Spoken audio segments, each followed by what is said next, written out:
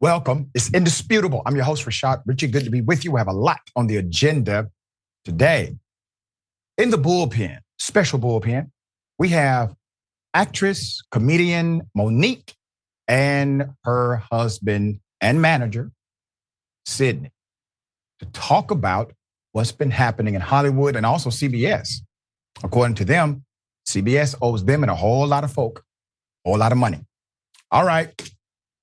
Top story of the day, Matt Gaetz being exposed by his colleagues because he likes to talk about his sexual exploits. We've talked about this before when it first came up. Somehow the DOJ, well, they brushed the investigation aside. I want to bring you direct commentary from one congressperson. Here it is. You got to think about this guy. This is a guy that the media didn't give a time of day to after he was accused of sleeping with an underage girl. And there's a reason why no one in the conference came and defended him, because we had all seen the videos he was showing on the House floor that all of us had walked away of the girls that he had slept with. He'd brag about how he would crush ED medicine and chase it with an energy drink so he could go all night. This is obviously before he got married. And so when that accusation came out, no one defended him, and then no one on the media would give him a time of the day. All of a sudden he found fame because he opposed the Speaker of the House back in November. And he's always stayed there, and he was never going to leave until he got this last moment of fame by going after a motion to vacate. It's important to know Congressman Gaetz has never been charged with any sex trafficking crime, and he gave this statement to CNN in response. I don't think Mark Wayne Mullen and I have said 20 words to each other on the House floor. This is a lie from someone who doesn't know me and who's coping with the death of the political career of his friend Kevin. Thoughts and prayers. Yeah. All right. So the senator is the designated attack dog. Believe me, this is coordinated, orchestrated. Does Matt Gaetz deserve it? Of course he does. Of course he does. But the reality is all of these members of our elected body on the conservative side, they decided to ignore this to large measure. Let me go to another rendering of this same proclamation from Mullen. Here it is. Wasn't too long ago that no one would even touch him because he was being accused of sleeping with underage girls, which honestly, there was no colleagues that came out and defended him because, quite frankly, the stuff that he would show on the floor and the stuff he would brag about on the floor before he was married, we probably thought, well, that's reasonable, and we would always have to walk away from him. And so this individual that you have here, I don't think what he's done is something to be expelled, but this is something that his constituents back in Florida should make a hard look at. I mean, there was many times that he would go out on news programs in the evening and he would tell me personally, hey, I got to go sell my constituent catheters, because all he was doing was selling himself, and evidently his constituent base is an older base. And that he thought that was funny. To me, that's not funny. You take your job and make it serious, do what's right by it, and serve. This isn't an opportunity for you just to have an opportunity to promote yourself, which that was what Matt Gaetz' goals was. And so now that he wasn't relevant before Speaker McCarthy, the Speaker McCarthy opposing him has made him a credible candidate somehow, and allowed him to get all the attention that he was seeking beforehand. And he's going to continue to do this, even if it's the next speaker, because he has to seek that attention. I mean, remember what I said, Emma, this is retail politics. This has nothing to do with policy or principle anymore. Well, just jumping in really quickly, those accusations I know you brought up earlier, just those are allegations. They were never proven. And again, that Congressman Gaetz has denied those. I will say that you're 100% right. He's denied those, right, and it went away.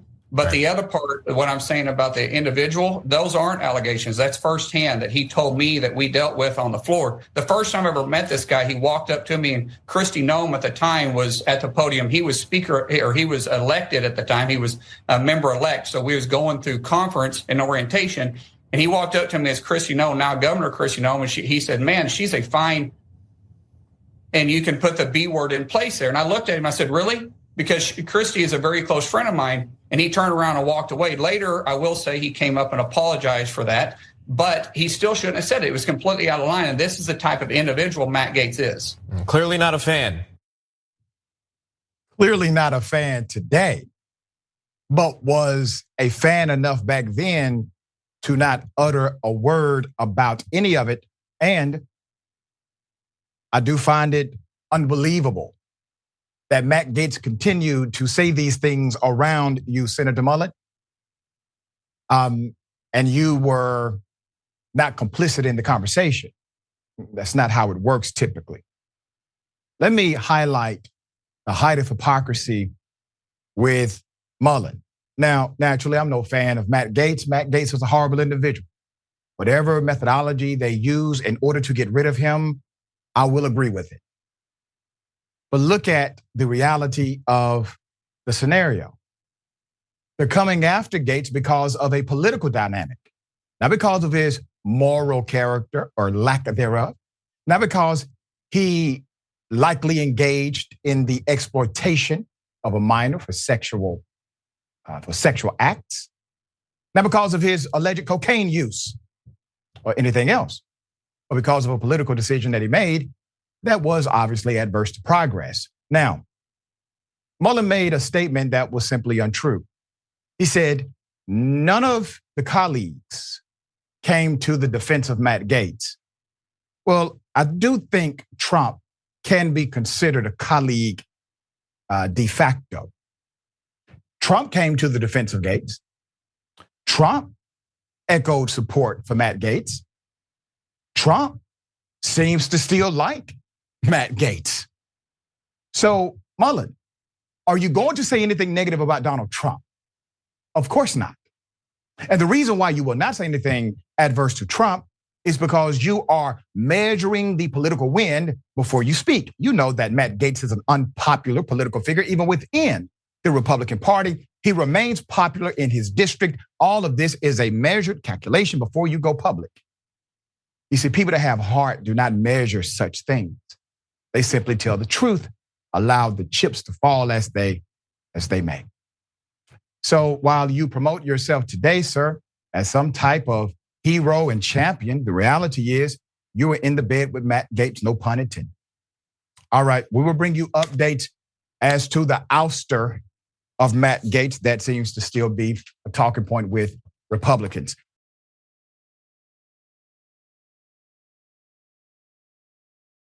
Okay, one of the most horrific stories you will ever hear.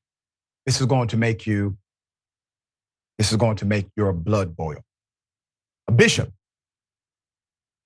according to allegations, engaged in sexual assault against someone he was supposed to protect over 600 times, according to the authorities, over many years, from the age of 7 up until 16 or 17. He ended up getting this young child pregnant, made the young child have the baby privately inside of a closet. Put his picture back up. He then picks up the child that was just birthed, and dropped the child off at a fire station.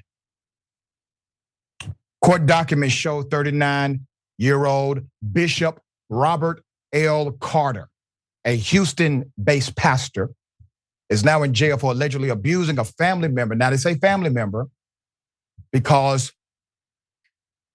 there's one narrative that he was like a family member. There's another narrative saying he was a blood relative. But there is no dispute about the fact that he violated this individual and impregnated this individual, and that the abuse started when this child was only 7 years old, according to the documents. The bishop is accused of performing heinous acts with the child and making her perform inappropriate acts on him. Bishop Carter is also accused of trying to bribe the child with candy for these inappropriate acts, which she says she refused. The court documents allege Carter would force himself on the young girl while other family members were sleeping. The abuse went on for years, according to the documents. The victim estimates she was abused by Carter hundreds of times, becoming an almost daily occurrence. The victim said when she turned 12, Carter started to physically violate her. She told investigators that Carter would stop at an H-E-B store on the way to school, sexual assault her in the back of the parking lot. Investigators said in the court documents that the victim told them Carter would take her to a church he worked at in Sunnyside to physically, sexually assault her there at the church. When she turned 16, she reportedly had the bishop's baby. She told investigators he dropped the newborn off at a nearby fire station. Put his picture up again. He is currently being held on a $100,000 bond in Harris County Jail. I want to keep his picture up. You see, that's the devil.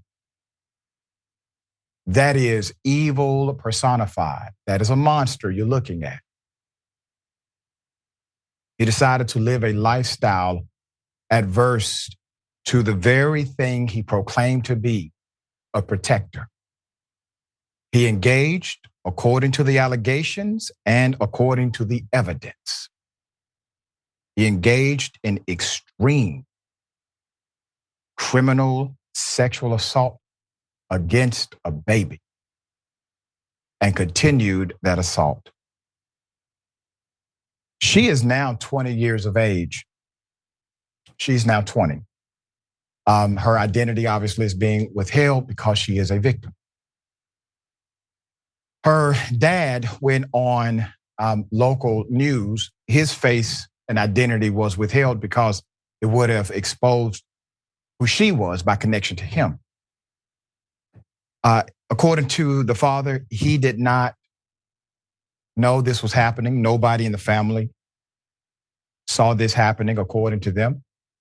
There has already been significant psychological trauma based on the reporting of this story. I just want to say that this is the reason we have to be so very careful about who we trust our children around.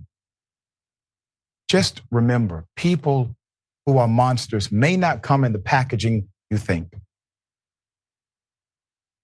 Sometimes individuals like this will clothe themselves.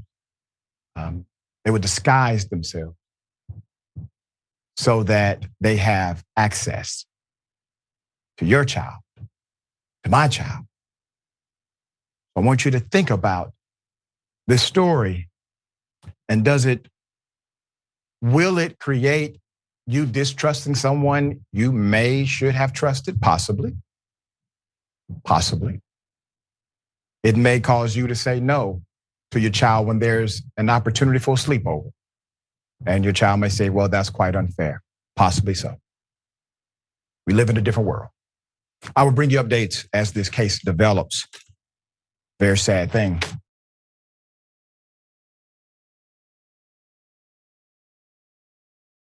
All right, here's a story out of Alabama. Now, according to reports, it looks as if the police ambushed somebody rather than what they put in the report. I'm going to go to the first video. Here it is.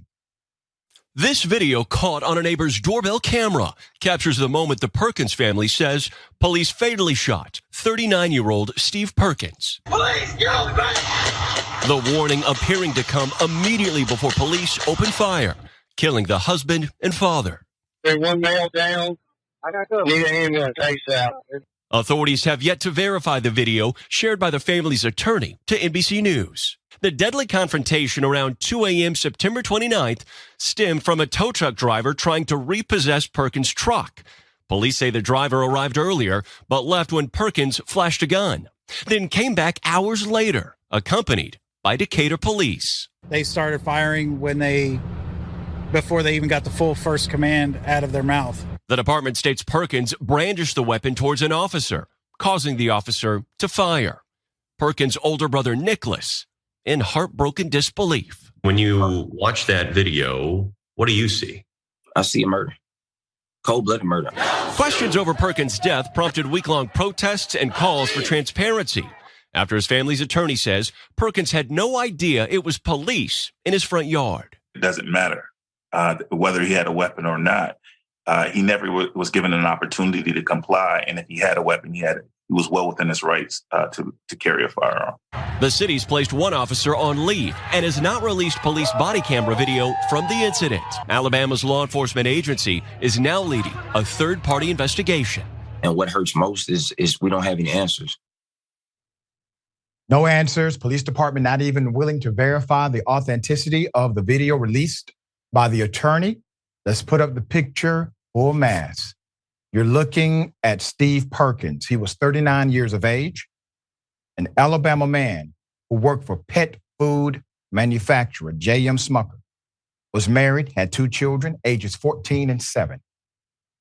The man had no previous interactions with police aside from a DUI well over a decade ago. The spokesman for the family said, and I quote, "From the immediate footage that we're seeing, it looked like an ambush of him, not even knowing who was in the yard." The family spokesperson, Brenton Lipscomb, told NBC News on Monday. They were in uniform, but it's a very dark neighborhood. No police cars were in front of the house. They were parked down the street, hiding in the neighbor's yard, hiding around the house. And I want to give you the imagery of this. When you look at the full video and look at the neighbor's Ring video doorbell, you will see that the officers turn off their lights, which would have identified their police squad cars. They turned them off. They ride past his home and they take positions behind objects to hide themselves so that anyone in the home or the target home would not be aware that they came or were outside.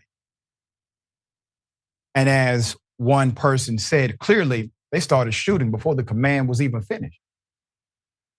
Let me give you details of the repossession, because according to the police, this is what started the whole thing. So Perkins had fallen behind on payments for the truck, but it had not been put into repossession status, the family said. Earlier that night, a repo man had tried taking Perkins' truck, but was turned back. He made a second trip to the house, but this time with police, the family said. A representative of the towing company, for the towing company that attempted to repossess, could not be immediately reached for comment on Monday. Now that is a question. If his vehicle was up for repossession and the police had to be called, obviously there's a clear record of a repossession order. It is a writ. You have a repossession order. Where's it at? Clearly, those are easily identifiable. It's a clear document.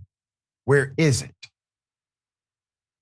And I cannot talk about this story without highlighting the reality that the cause and effect relationship here comes back down to money, comes down to a financial dynamic, according to the narrative.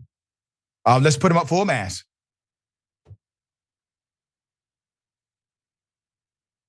You're looking at Todd Pinion. He's the chief of police for Decatur, Alabama Police Department. The buck stops with him, okay? Once again, his department has not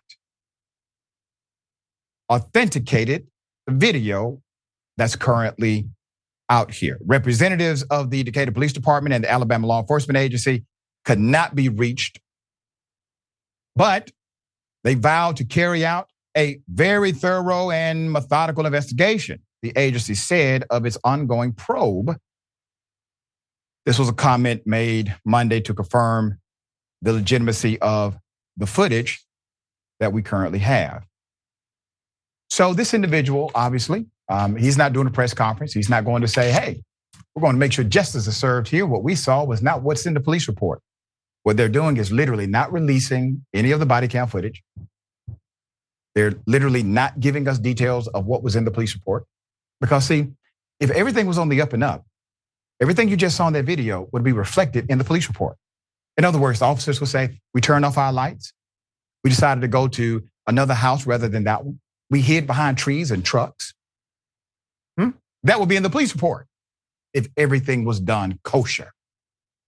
All right, we'll bring you updates as they come. We got more on the other side. It's indisputable. Stick and stay.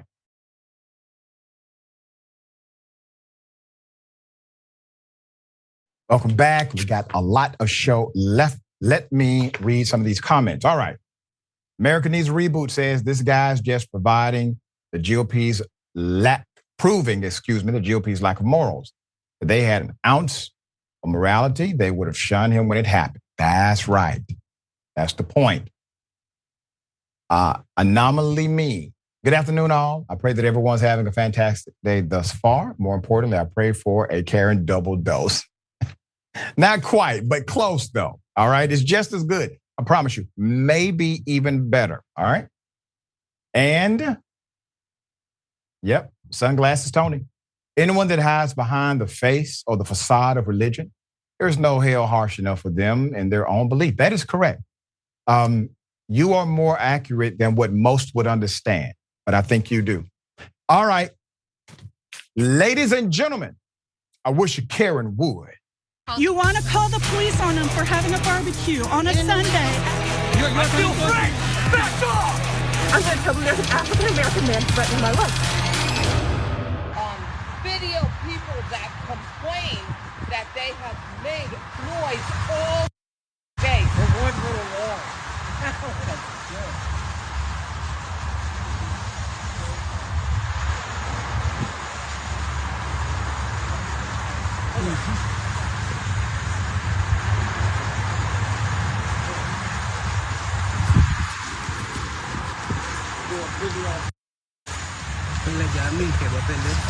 No me digan nada, por favor, porque me vas a comprometer tú a mí.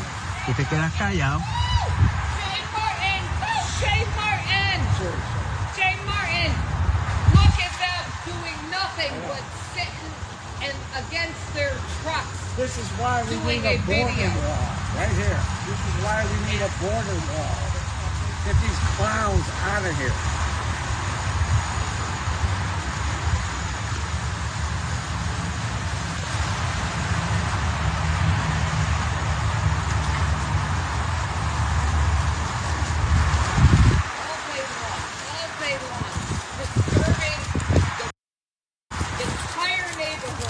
Disturbing the entire neighborhood all day long, and they don't get.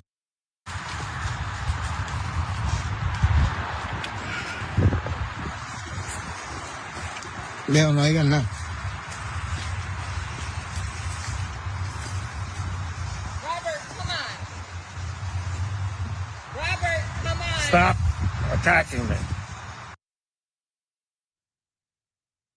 You heard that, right? So he says, stop attacking me. There was no attack on him, obviously. He's the aggressor. He's trying to create a scene, a situation. He's trying to take away a person's dignity. This is a male-female Karen. I got more video, actually. And in this, you will see continued aggression. You'll see them treat another human being, actually two human beings, as if they don't deserve to exist. There's more. Here it is. No digan nada. Déjalo que él haga lo que le dé la gana. Come on, Robert. Leo, no hagas nada, no digas nada porque te van a meter preso aquí. Come on, Robert. Déjalo que. Come on, Robert. Así los demandamos. Déjalo, Leo.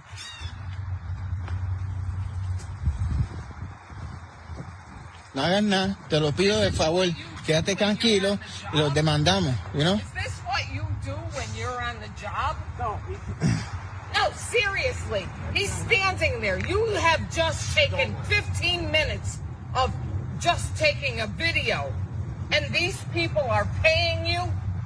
These people are paying you? We asked you nicely, how long are you going to keep the noise up? It went on from this morning till now, and you can't even answer the question. Do you not speak English? No speaky ingy. And what have they done? Like, literally, absolutely. All day. Naturally, these individuals did not pose any questions nicely. The entire approach is, well, rude, racist, bigoted, and there's more. Here it is. Better talk. You cross the border. You're not supposed to be You're gonna here.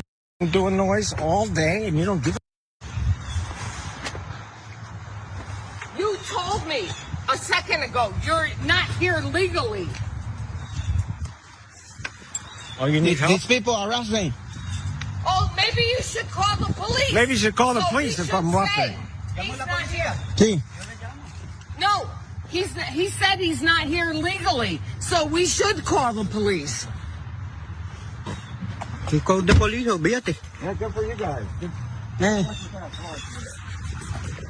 Oh, strike a post, strike a post, strike a post. He said he is not here legally. He said he is not here legally. I'll stay right here. Don't touch my truck, please.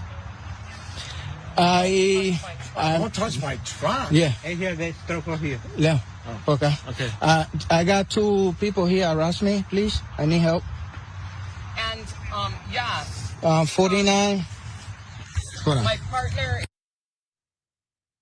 Let me deal with this directly. Let's put up the picture full mass. Somebody knows this male-female duo. Somebody is aware of who they are. They engaged in bigoted behavior. The individuals who were simply working, they did not deserve any of this treatment at all. I don't know if they find it ironic, but maybe someone who knows who they are, you may want to tell them, because I'm sure they believe they are upstanding Christians, the problem members of the local First Baptist Church in their community. I'm sure they voted for Donald Trump. You may want to remind them that there are no illegal human beings. That if Jesus were here today in America, you would have to deport him because he's not from here. And the reality is, what makes you believe that they owe you an answer? And then if you do not get one, you get to physically harass them. That part. All right, Sharon, extreme. What are your thoughts?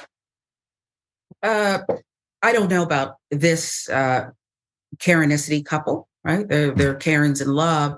But here's what I do know, that sometimes when you drink all night, this is what you do, and you sleep all day, you have a problem with people making noise. Here in the city of Atlanta, Dr. Richey, you can, at 7 o'clock in the morning, start making noise. That's what the ordinance says. Yeah. Construction, lawn, whatever you want to do, beat your chest. And I do hope someone IDs them. So the big box store that at least one of them probably works for, the one with the smiley faces to alert you to deals, will fire them.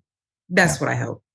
Yeah, I mean, it's a hell of a thing. They literally took their morning to harass someone when they could have been trying to at least relax, but they did not.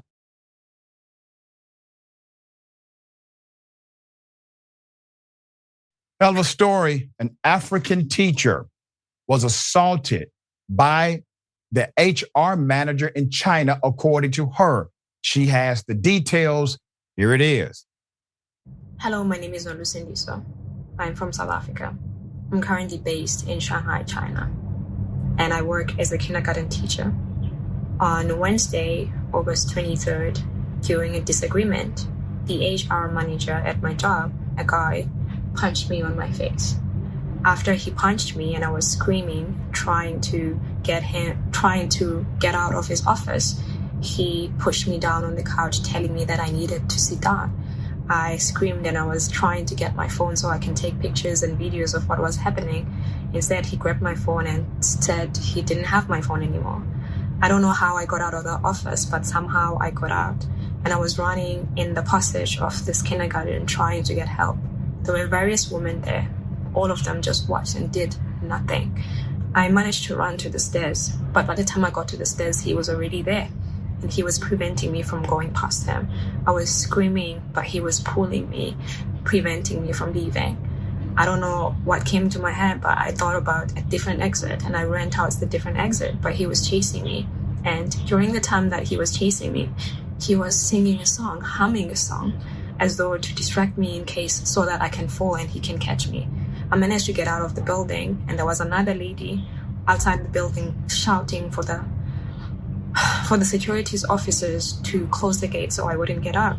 But what happened is the security officer made a mistake. Instead of closing the gate, he opened the gate, and then I ran, managing to get out. By the time I got out, I had no shoes on, no socks on.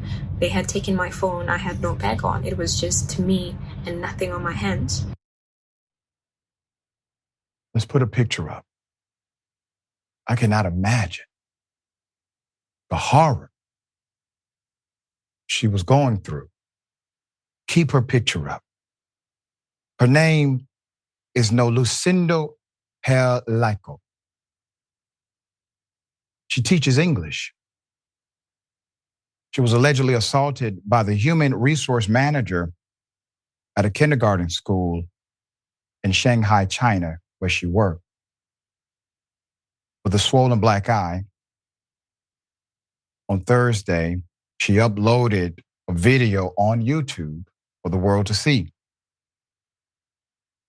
My worst year abroad, detailing her harrowing ordeal after a disagreement with a preschool manager. This remarkable educator went on to speak on why she chose not to stay silent. Here it is. I'm making this video because there are so many of us out here who are suffering under the hands of our employers, who continue to disobey the law and treat us very poorly.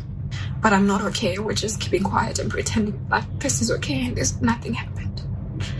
And I hope if you're seeing this video, you pass it to as many people as possible so that people know that this happened to me. This video has caused significant concern from South African embassies, etc.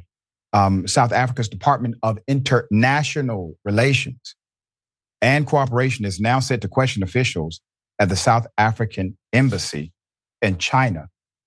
A spokesperson advised South Africans abroad saying, quote, if South Africans in another country suffer abuse or are subjected to harm, they should report the matter to the police in that country and inform the embassy, okay? According to the educator, the school teacher, she did. She did both, was still left feeling powerless in the situation. As of the latest report, she is safe right now in Germany, okay? She's safe in Germany, according to the latest report. Now, there's an economic connection now between China and many nations on the continent of Africa. As some of this has fragmented some of the more, let's just say, diplomatic advocacy a person would normally receive in a situation like this. That is my opinion. To the school teacher, thank you so much for having a heart to advocate. And sometimes for advocates, it's difficult to publicly advocate for yourself.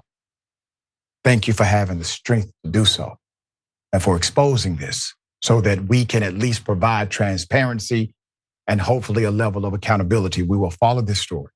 I'm also providing an opportunity for you to come to Indisputable. Talk with us direct. The production team can make it work. Contact us if you can. We will put the information up on this segment.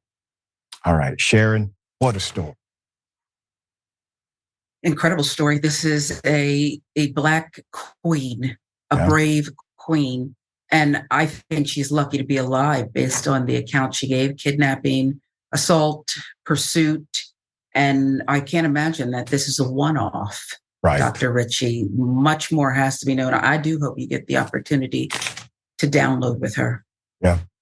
All right. Offer stands. My prayers and positive energy remains with you. All right. We got more on the other side. It's indisputable. Stick and stay.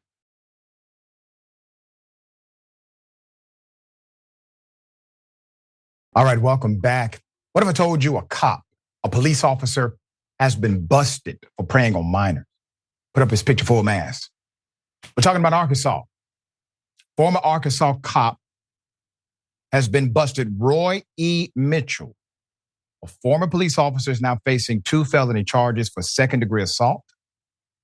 And the alleged victims in both cases are, in fact, minors. Officer Mitchell was fired from the force, arrested, and charged last Thursday.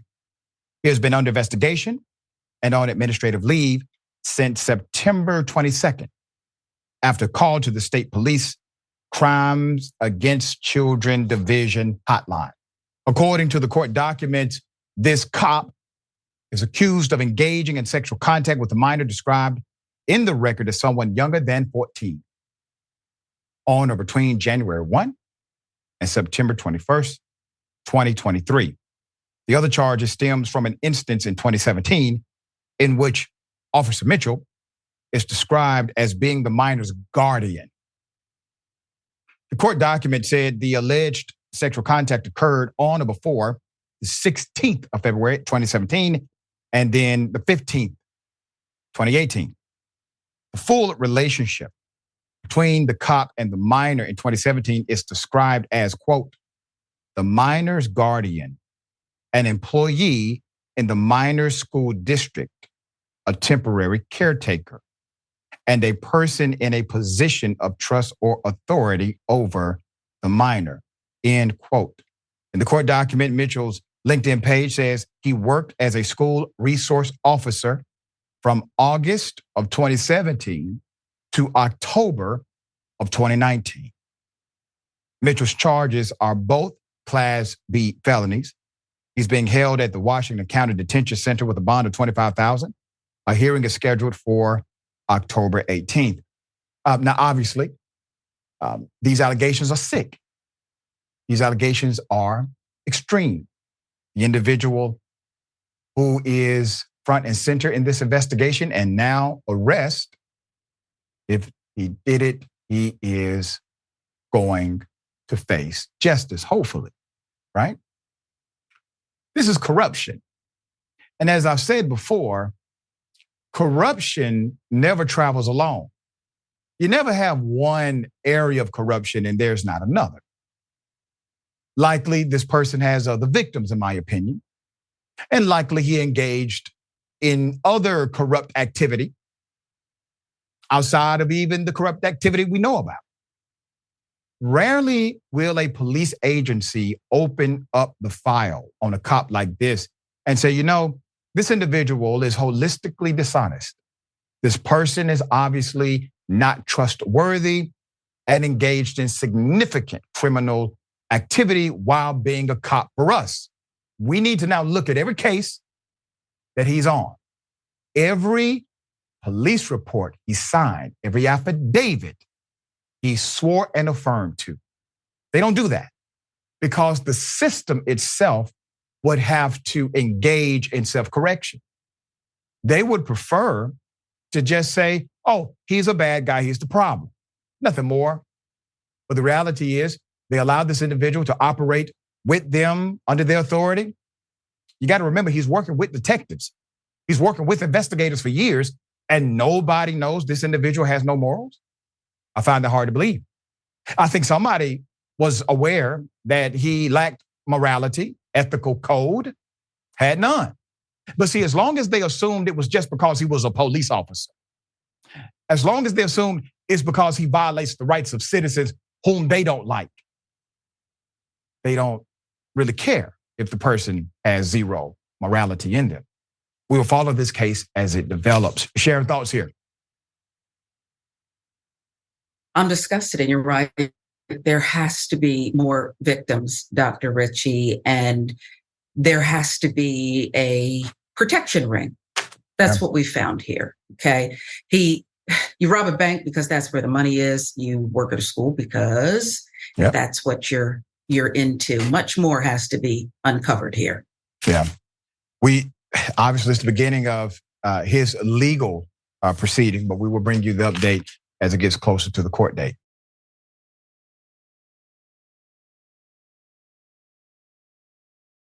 All right. Very sad situation. A teen has to wear headphones to school because of the extreme racism being launched at her by those at the institution. Put up the picture for man. A suburban St. Louis school is being called out by the family of a girl who has had to endure racist verbal assault to the point of using headphones in school, having to wear them on the bus also to drown out the racism. The school, according to Lesh Moore, the mother of the girl, has taken no tangible action to remedy the issues and protect her daughter. Quote, "My job as a parent is to protect my kids," Ms. Moore said, adding, "It's nerve-wrenching. It is heartbreaking. It's disturbing, and I'm tired of it," according to KMOV.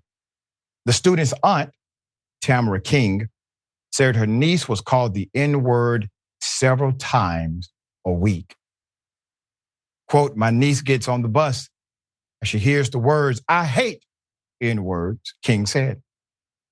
Her very first day riding the school bus, the first thing she hears is, "Oh my God, here comes another colored person," end quote. Do you know how hard that was for her? The sisters, Moore and King, believe the district had an obligation to protect the student and has failed to do so. According to them, officials have not communicated with them about the repeated incidents of racism targeting the child. And to their knowledge, none of the perpetrators have been expelled from the school, which is roughly 85% white. There was a young lady at homecoming who was called the N-word left and right at the high school, King remarked, asserting that their relative's trauma is not a standalone. As a result, on Monday, October 2nd, they sent a letter to the board and other administrators to address their concerns. All right, let's put it up. So the Wentzville School District has now released a statement saying they are committed to diversity and insisting they are committed to fostering an environment free from harassment and discrimination. They have not indicated any action towards solving the issue, but state they, quote, "welcome both parents and students to report instances of civil rights violations." This is unsurprising, given the district's history with racism and bigotry, particularly on their own board. In 2020, a petition was launched to remove a WSD school board member for racist comments she made on social media. Her comments were called out by a student in the school newspaper. You're looking at it. Now, what did she say? What did the school board member decide to write? Sandy Garber. Really? Black Lives Matter? Question mark. The real truth is that Black lives only matter if a white person texts the wife of someone who is Black. Black on Black doesn't count. That doesn't fit the narrative of the left-wing Looney Tunes, everything that is going on and are beloved, end quote. I know that sounds fragmented and obviously bigoted and racist, but that's what the person wrote. That person provides leadership for the educational system. Similarly, as they responded to Moore and King, the district released a statement expressing its commitment to diversity. The petition to have that person removed, Garber removed, was signed by over 11,000 people in that local community. However, she was not removed. She was allowed to remain on the board until her term ended in 2022 and did not run in 2023 to defend her seat. Incidentally, that school board member released a manifesto of sorts in response. detailing her aims and beliefs as a board member. Among her many points, she states that she wants no critical race theory training for staff, nor similar programs for students. She also expressed her support of book banning, specifically referencing her dismay when a motion passed to reverse her book ban for minor children as she lost the votes. Ironically, one of her points is also accountability for everyone in the district. After griping about being falsely accused of being racist by the president of the teachers union, she goes on to link PragerU videos as a reference to the real history of slavery and how to end systematic racism. To reiterate, she was not removed, and she stayed for the duration of her entire term, even with all of that rhetoric. So there is a cultural issue in this school district. It is not a one-off. It is not just this one student. It never happens by way of one person. This is a culture dynamic. It doesn't matter what the rules say. What matters is what the culture dictates. And the culture has dictated they are willing to protect racist individuals in their local community.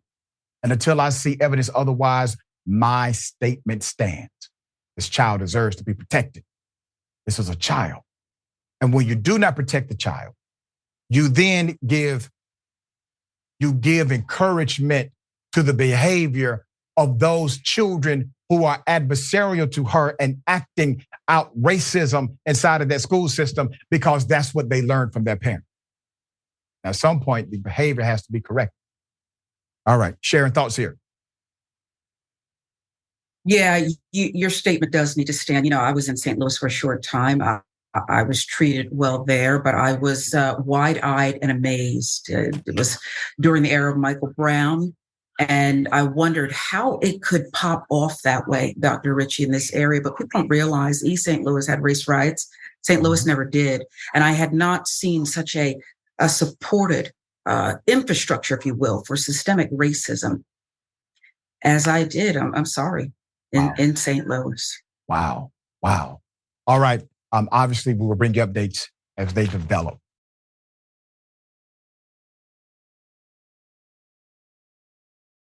Okay. This is one of those what the hell moments. Let's go to the video of, young white students in blackface. Okay. Now, here's the thing. They're protesting. Okay. They are making a point here. But the point is really not a point. A video has resurfaced from 2012 of several white South African students, all right? Several white South African students who decided to do this. Let's put them up. Full mask. They decided to wear blackface in order to proclaim their position.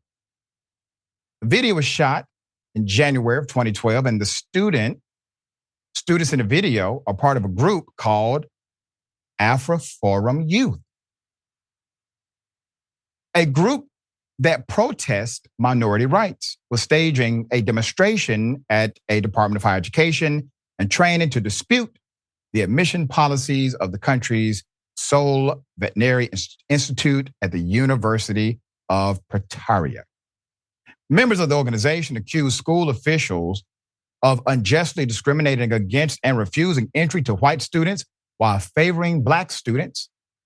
So to attempt to make a point, they decided to paint their faces black to try to underscore their claim that they need to be black to be treated fairly.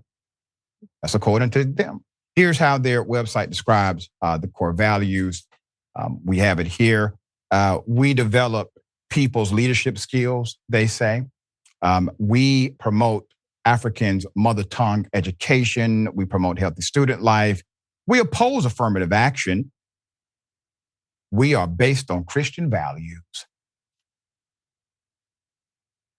So the organization alleged that at the time that 30 prospective students with numerous accolades and distinctions were not admitted to the school because they weren't black. Every year, 140 students are admitted to the veterinary science faculty, and only 22 white matriculants from the 2011 group may be admitted. Yeah, there you have it. So this thing is actually global. Blackface gone global. So this is resurfacing on social media. I bring this back to everyone because I really would like to know what those individuals think today. Do they still have the same proclamation now? Has it changed at all? Are they willing to come on indisputable and defend their current position? All right, Sharon, thoughts here. Well, they might, given the current policies and state of the world, including our own Supreme Court and what they've done. Maybe they would come on and actually defend it. If they wouldn't, I suspect, Doc, it's because of personal embarrassment, not necessarily changed points of view. That's just my suspicion. Yeah, well, we'll see. I give people an opportunity here. I'm an equal opportunity employer. All right. Always a pleasure having you on the program. Tell people how they can follow you, check out your great work. Sports installment today, so I hope people will check out. Always at Sharon Reed Live across all platforms and in the Black Network. So I hope that folks will tune in. That just launched October 2nd, Doc. That is, and it's an awesome program. I'm happy to come in through the inaugural gate of the program. So very, very proud of you, Sharon. Thanks for all you do. Debut. All right. We got more. Thank you. Appreciate it. Thank you. We got more. Bullpen is next. Stick a step.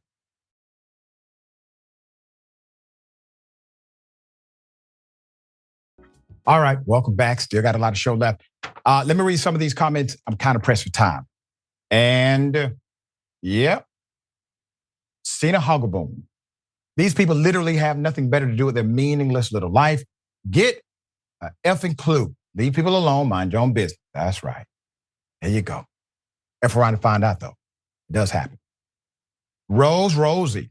My mama was a social worker. When racial things happened to me, let's just say the school was really afraid of my mother, as they should have been. That's right. That's called culture. Culture. You know, without enforcement, infraction doesn't matter. Enforcement must be there for change to happen. All right. Ladies and gentlemen, welcome to the bullpen.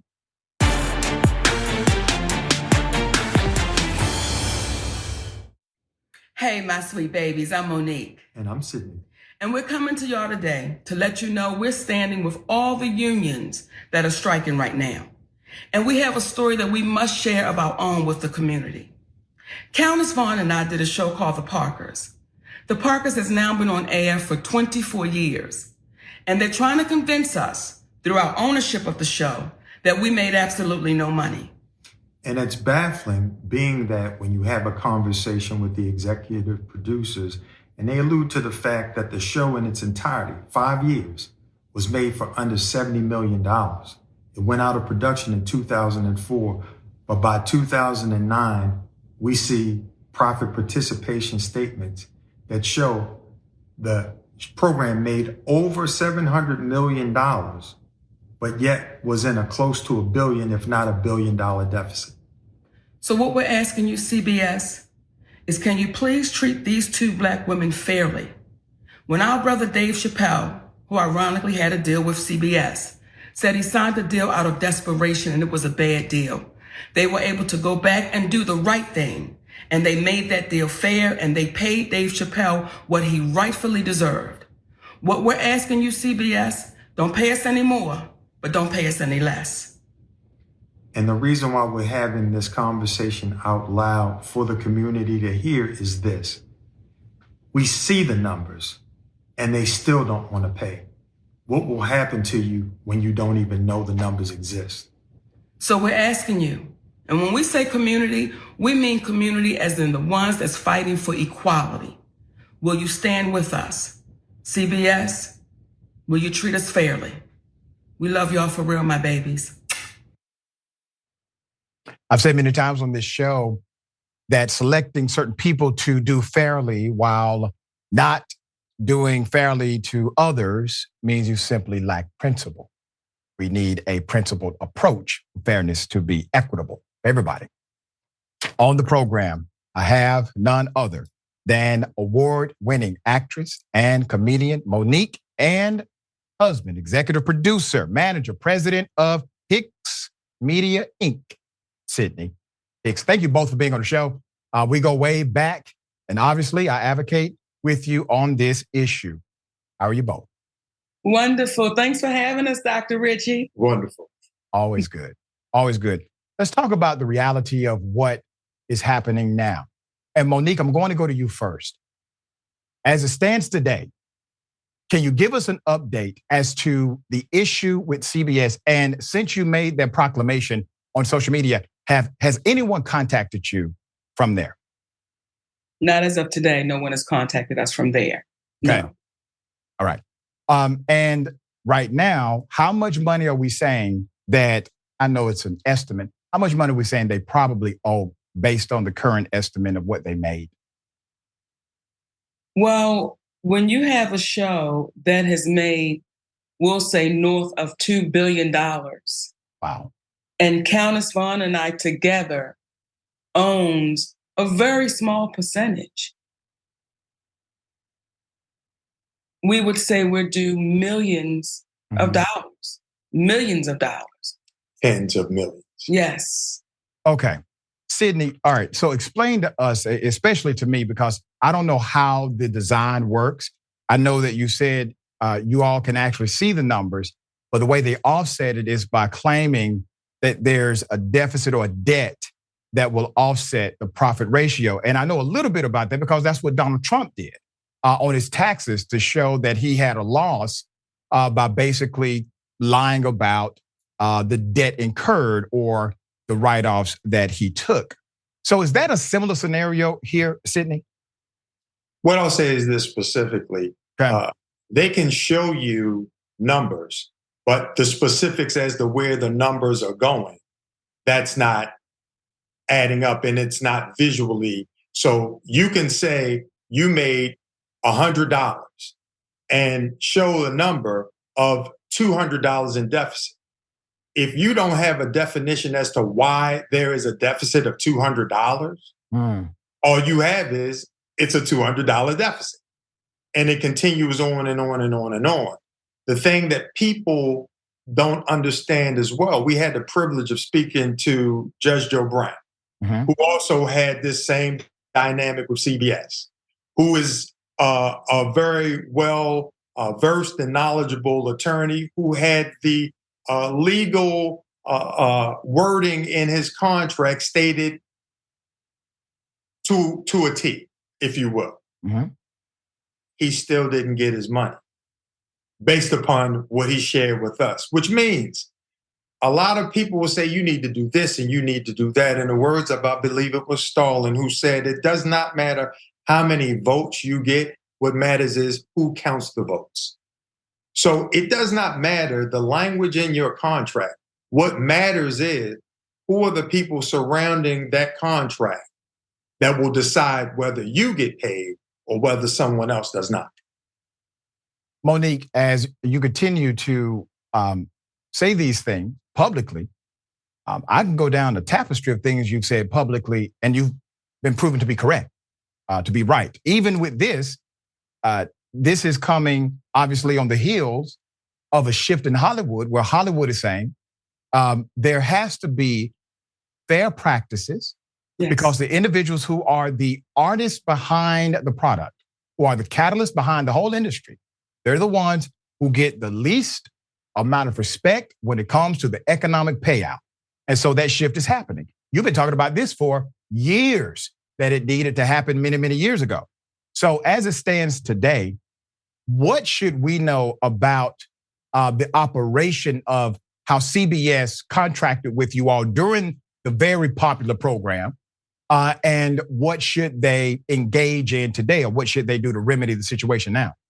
Well, when we first got started, you're going on the counsel of your attorney, of your manager, your agents. So when they say this is a good deal, well, you don't know who to challenge that with because you're brand new to a place called Hollywood. Right. So in the very beginning, The deal was what it was. That's the deal I signed. I'm not complaining about the deal I signed. I'm saying pay us for the deal we signed up for. Because what you're told is when you do get to this place, if you have ownership of your show and your show goes into syndication, you don't have to work ever again if you don't choose to, because that's how much it generates in syndication. So that's what you're banking on. You're not knowing that all of these turns and twists and things are going to get thrown in. You're told, listen, if the show goes into syndication, this is the percentage you get. The show makes money. This is what you get paid. That's what you're banking on. That's the advice you've gone on. That's what you've been told. So to get to a place where they now want to convince us after a show has been on the air for 24 years, and it actually went into syndication, Dr. Richey, while we were still in production. Now, because you're agreeing to Hollywood, no one came to me and said, the Parkers is in syndication. Wow. And it was funny because when Countess and I had a conversation, she said, you know, when Buffy the Vampire went into syndication, they gave her a car. When we went into syndication, they gave me a bracelet. I said, well, Countess, I got you beat because I didn't even know we went into syndication for them to give me anything. So it's so much information you're not given. You're not told. And that's why we have to stand up and say, listen, just pay us what we signed up for. I think that point is so important. And I want to echo that point again. I'm going to go to Sidney for my next question. You have ownership or equity into the product itself. You are giving that by way of a contractual agreement. And many times they provide that in lieu of additional salary payment. So you have an equitable contract that will live in perpetuity unless you sign it over.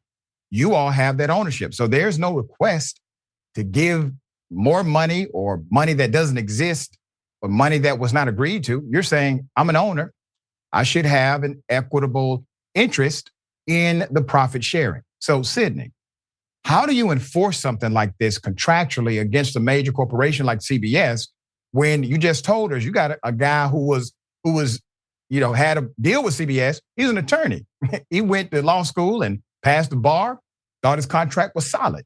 How do you enforce such what is seemingly possibly a breach of contract? Well, ever so humbly, you're asking the multi-million dollar question. That is the reason why not only is systemic cheating and racism real, but when you get an opportunity to see what took place, as you just spoke about with the strike, 57% of the Screen Actors AFTRA members are white. 65% of the Writers Guild of America, they're white. 85% of the executives are white, but yet they are still out there striking, which means that if they're doing that to individuals who happen to be white, and we speak in reference to privilege, well, what happens to individuals that are black? So when we use the term enforcing is an extremely powerful word that we, again, for 400 years have not quite been in a position to necessarily enforce. So the next best thing we can do is bring attention to these matters and hope that the community at large, not just the black community, but the white community, when folks say we are one, it is a trickle-down effect whereby if you're experiencing hard times as a Caucasian person in the United States of America, it's going to trickle down to us. And if it trickles down to us, it's going to go back to you as well. So it's one of those things, to answer your question, you can't enforce it in a way in which you're the midnight commandant and you're going to come in and you're going to shut it down. The only thing we can do is what we're doing right now, or you can do what typically happens in Hollywood. We are quiet, we stay afraid, because it's an embarrassing situation to many people to find out you're owed something, but you can't get it. And I think that's a powerful and important point, that many people will stay silent because they're afraid of how they may be perceived for the next gig or the next opportunity that could come their way. And I think these executives, they play on that. They know that that's a calculation that many will make before engaging in a decision to come after such a large and powerful company. Monique, you have been willing to say what you authentically believe. And obviously you have said it again. But I looked at that thread. There are a whole lot of folks saying the same thing. There seems to be a chorus of people who did major scale work with CBS to minor scale work with CBS, who are saying this company did not do us fairly either. So there seems to be a collective gathering here because of your proclamation. Is there some sort of effort, perhaps, to get more people on record about the treatment that this conglomerate has engaged in against others who have contracted with CBS? You know, Dr. Richey, people just need to speak up. Mm-hmm. And today we have the platforms where people can tell their stories. You just need to speak up, because what happens is oftentimes when one speak, two speak, three speak, four speak, and it just keeps going. There are times where you may speak up and you have to stand alone. And then you'll then see, okay, well, years later, now everyone is saying what you may have been saying. But it is just for people to be unafraid to speak up. You have to be, in our humble opinion, fearless in this life, because if not, it'll eat you up in a way that you're already gone. If you're fearful in your walk, you already left, because now someone or something has so much control over you and so much invisible power that it will make you be silent and suffer inside. And we just say, speak up. Very well said. And for full disclosure, I used to work for CBS as CBS Radio. I'm a political analyst for a CBS News affiliate. That would never stop me from telling the truth about CBS when CBS is wrong, period. It's really not difficult when you know what your true north is. Sydney, you're in this position as owner of Hicks Media, manager, right? So you're the person that if a new contract comes, or if they try to mend it in some way, you would review that. You would say, okay, I'm seeing, possible light here.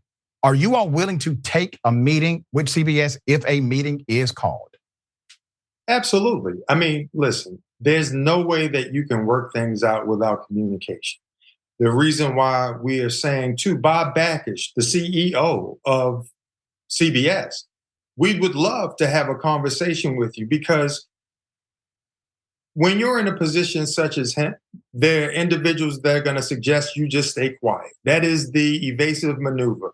If you notice, Tyler Perry has not come out from, you would think it was Groundhog Day, and it's going to be 6 more months of, winter, because he's not yet come out to say, I'm sorry to Monique. Oprah Winfrey, very similar. They do not come out. This is an evasive technique. So they get taught that. But what we're saying is, and trying to implore upon people, there is an awakening that's transpired.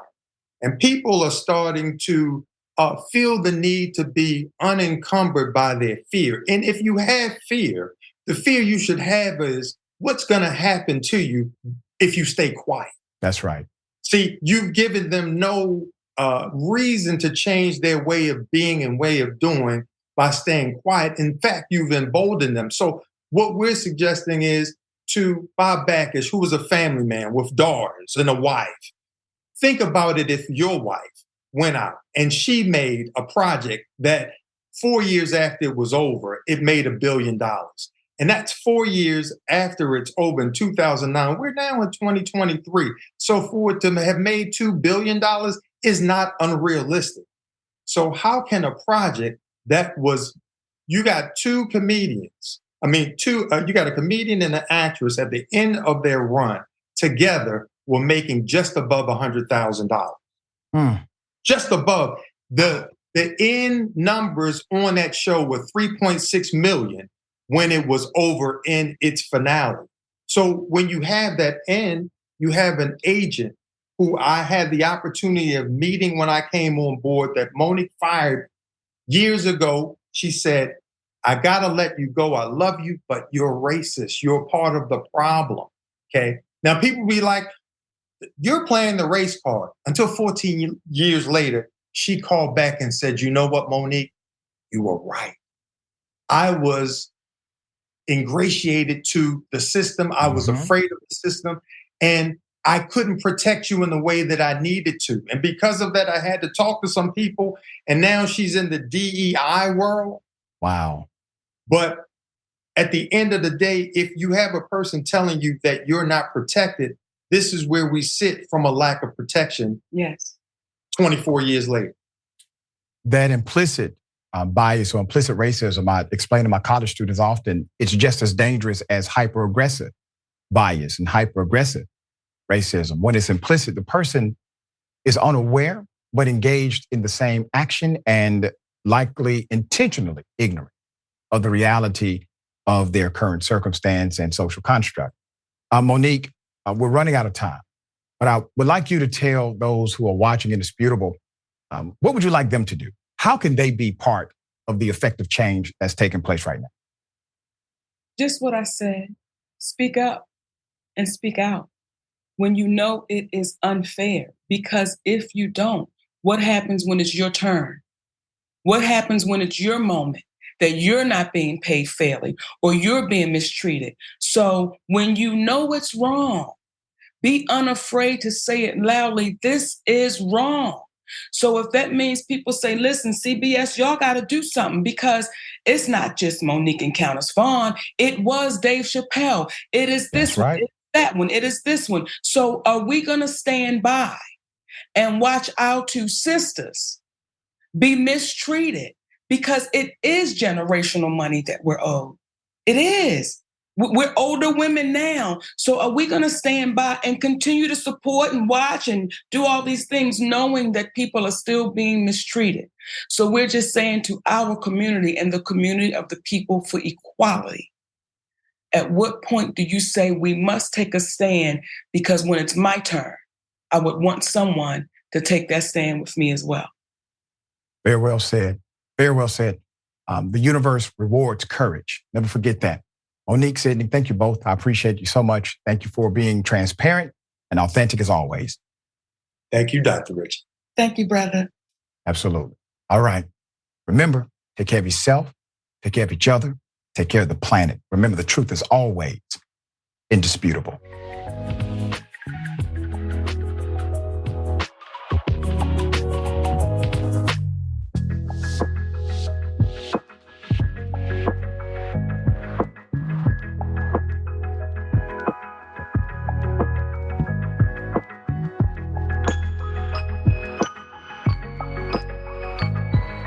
Indisputable is still the fastest growing news show in America compared to CNN, Fox News, and 30 other networks. We tell the truth on Indisputable because the truth is indisputable.